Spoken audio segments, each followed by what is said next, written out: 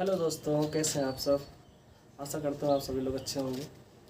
आज हम स्टार्ट करने जा रहे हैं human anatomy and physiology subject, जो कि बी फार्मा फर्स्ट सेमेस्टर में है।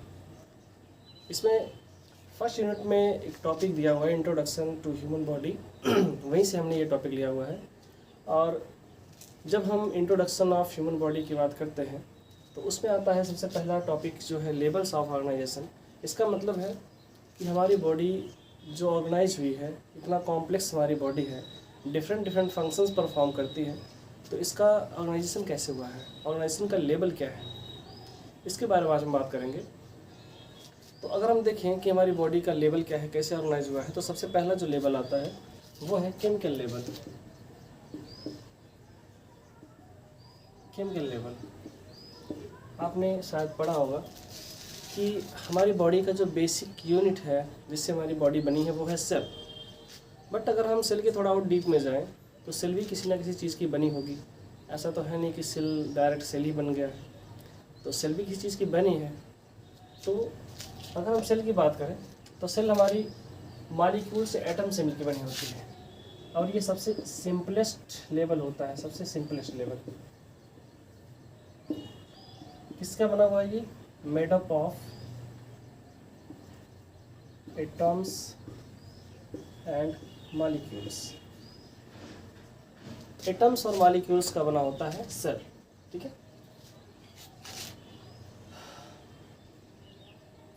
एग्जाम्पल की बात करें,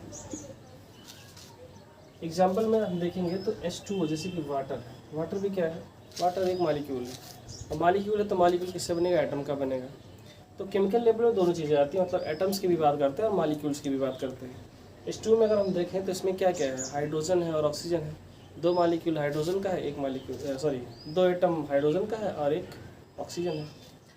नेक्स्ट हम बात करें कार्बोहाइड्रेट की। अगर कार्बोहाइड्रेट,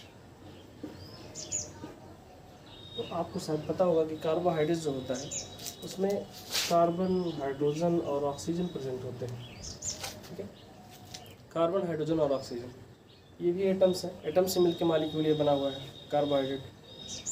नेक्स्ट हम बात करें अगर प्रोटीन की।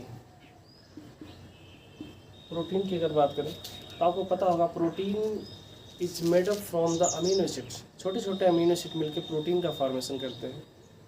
तो अमीनो एसिड के स्ट्रक्चर की हम बात करें तो अमीनो एसिड में क्या होता है? NH2 होता है। NH2 यहाँ पे एक एल्काइल ग्रुप होता है और यहाँ पे हाइड्रोजन होता है।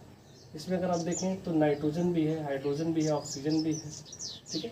यहाँ पे कोई एल्काइल ग्रुप भी आ सकता है। मतलब एटम से मिलके हमारा अमीनो एसिड का मॉलिक्यूल बना है, और छोटे छोटे अमीनो एसिड से मिलके प्रोटीन का फॉर्मेशन होता है। प्रोटीन एक मैक्रो मॉलिक्यूल है। मैक्रो का मतलब क्या होता है? जो बड़े मॉलिक्यूल्स होते हैं, लार्जर मॉलिक्यूल्स होते हैं। नेक्स्ट बात करें हम लिपिड की।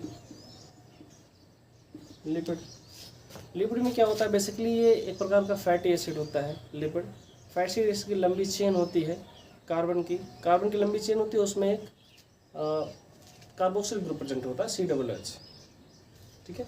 तो इसमें भी क्या होता है? कार्बन होता है, हाइड्रोजन होता है, ऑक्सीजन, यही सारे एटम्स होते हैं, इन्हीं से मिलके बना होता है। तो ये सब मिलके कार्बन, हाइड्रोजन, ऑक्सीजन मिलके कार्बोहाइड्रेट बना रहे हैं। इसी तरह प्रोटीन अमीनो एसिड से बना हुआ है।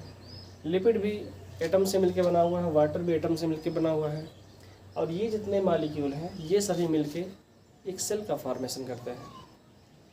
ये हो जाता है केमिकल लेवल। नेक्स्ट लेवल की अगर हम बात करेंगे तो नेक्स्ट लेवल आता है सेलुलर लेवल। केमिकल लेवल के बाद जो दूसरा लेवल है वो क्या है? Cellular level. इसकी बात करेंगे हम नेक्स्ट वीडियो में। Thank you.